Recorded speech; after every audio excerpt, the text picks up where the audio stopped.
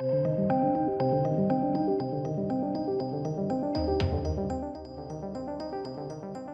well, ladies and gents, epic Masters of the Universe Revelation unleashes the power with first look at Kevin Smith's series. I've covered this extensively. I'm a big Sword and Sorcery fan, big He-Man fan, big Conan fan, big Schlan fan, for those that know 2000 AD, or Slain, however you want to pronounce it.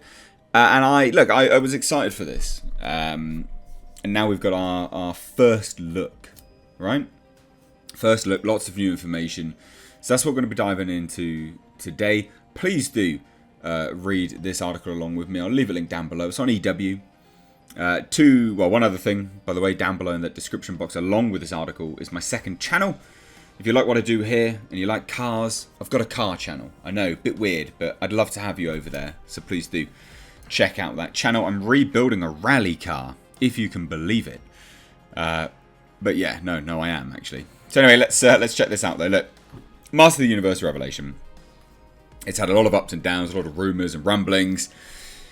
And here's our first look. I mean, this is our first actual look. We saw some packaging of some toys and things like that. We can never really get a good gauge from toys. You can get an idea, but never a good gauge. Now, it's interesting. They start the article, actually, with the subtitle by saying, look, the animated sequel will be split into 2 parts, with part 1 premiering on Netflix this July 23rd. Why 2 parts? What? Is it not just 2 seasons then? It's so odd. But let's read this. Look, by the power of Grayskull, He-Man is having a pop culture moment. After Netflix's She-Ra and the Princesses of Power ended its 5-season run, Prince Adam and the world of Eternia are coming back full force to the limelight with a planned live-action movie, in addition to a CG animated He-Man and the Master of the Universe show aimed for kids. But Master of the Universe Revelation, a separate animated series from the mind of Kevin Smith, is designed for fans of the 80s cartoon. It is a sequel to the 80s cartoon. So it's firmly for those fans, which I think is a good approach, especially when you're making loads and loads and loads of other movies, live action, CG, just for kids, etc, etc. It's good to cater to the fans of the original. I think this will bode well for them if they get it right. So EW's exclusive first look at Revelation brings back Prince Adam He-Man, now voiced by Supergirl's Chris Wood, and the gang with a new design by Powerhouse Animation, who did Castlevania. I've just done my Castlevania Season 4 review. They did some of the... God damn, the animation for that final season was great. But it has an updated story and set directly after the events of the original piece of childhood entertainment, so the original series, right? Now, Kevin Smith was interviewed and he said, everything I've ever worked on, in 27 years, this is easily the top 5 of my favourite, most satisfying projects. He's a He-Man superfan, apparently. Now, he says, when I die, they'll be like, he made Clarks, remember? Because that's the most memorable thing I think I've ever done. I think this has a running shot of being like, he made Clarks and that one cartoon that one time. So kind of touting his own horn there a little bit. Now, in terms of the animation style itself, I like it. It's, if we're comparing it to Castlevania, it's very bright. But bright is very He-Man. I don't hate this at all. I think this looks pretty decent, to be fair. They haven't shrunk He-Man down. I was concerned they would due to political correctness and all that nonsense. Toxic masculinity and crap like that. I think He-Man looks good.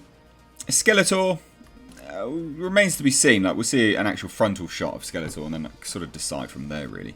But He-Man looks good. The shading on the face looks pretty decent. The hair colour sort of blends in with his body, which is, in this shot anyway, which is funny, but nothing to be annoyed about.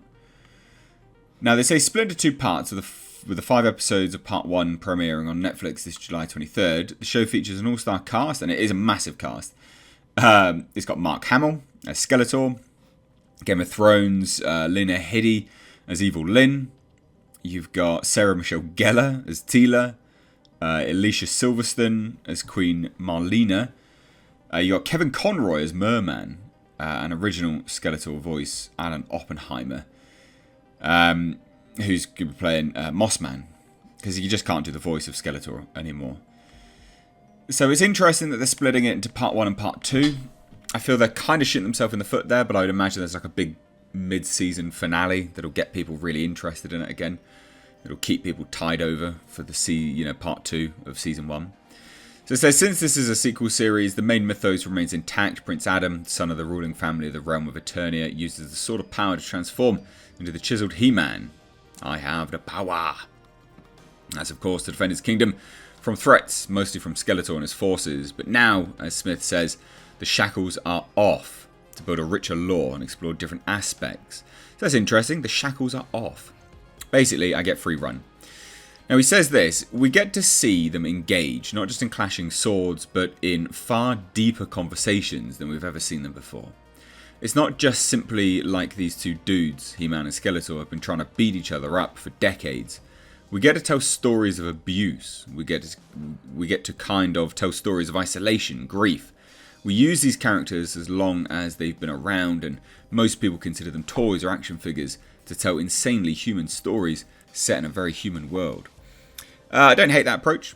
That sounds like it could actually be really interesting. And also, it bodes well because they're taking the property seriously. At the very least, if we take Kevin Smith on face value, they are taking the property seriously. Now, so again, some more images here. I don't hate the animation. Like, obviously, we need to see it in action, but if we're pertaining it to Castlevania, it's going to be good. Minus season 3, the animation was really weird on that season. But this looks good. Skeletor looks good. It all looks good. Now, David, who previously developed He-Man comics at DC, was brought in by Mattel to redevelop Master of the Universe across entertainment landscapes. For one, he's showrunning that He-Man and the Master of the Universe.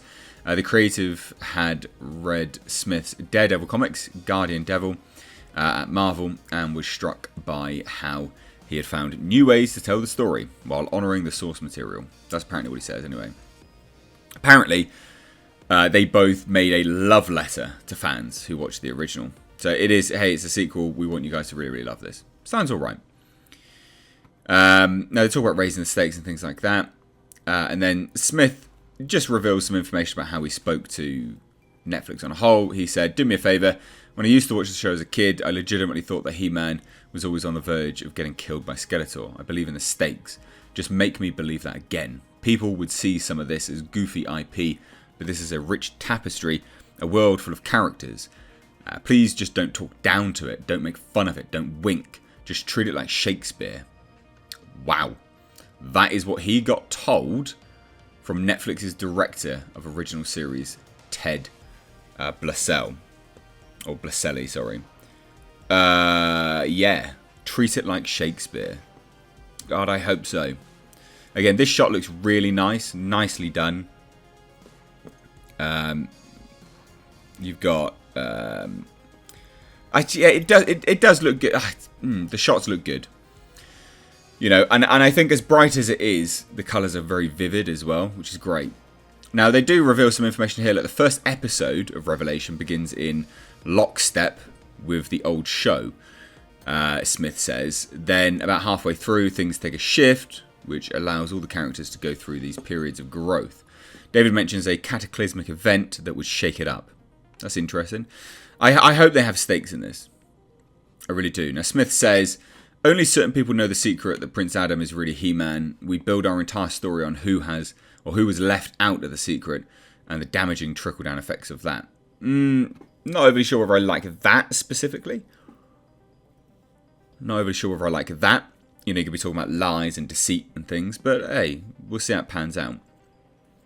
Apparently it's a story about a hero who has to live under deception in order to protect those he loves, but it's about how that deception rots at the core. We'll see. We'll see. Now, David sees the story told in Revelation in 2 acts, which is why Netflix is releasing the episode in 2 parts. Part 1 felt like a really great act break. You get to it and you're like, oh man, this is just dramatic. The game has changed. So yeah, it's like that mid-season. Oh yeah, got a shift here. Moss Man looks great. Yeah, it looks really, really good. Beast Man looks great. I think it looks great. I'm really looking forward to this. Really, really looking forward to this. Now, the showrunner points out the cast. So Hamill had talked about wanting to step out of animation, but he was like, when he came out with Skeletor, how could I say no? He had similar experience chatting with Heidi. There was such fervency and love for the properties. Apparently loads of people love it, but that's just PR speak. Tina's got an interesting haircut, like half a head is shaved, but not here. It's a bit odd. I'm sure people will point that out and go, oh, it looks lame. I mean, it is very stereotypical at the moment. But yeah, whatever. I'm looking forward to this. So there you go. First look. I think the designs are great. I think the colours are great. I think there's potential here. So let me know what you think down below in the comment section. If you're new here, do hit subscribe. Thanks so much for watching though, guys. Take care.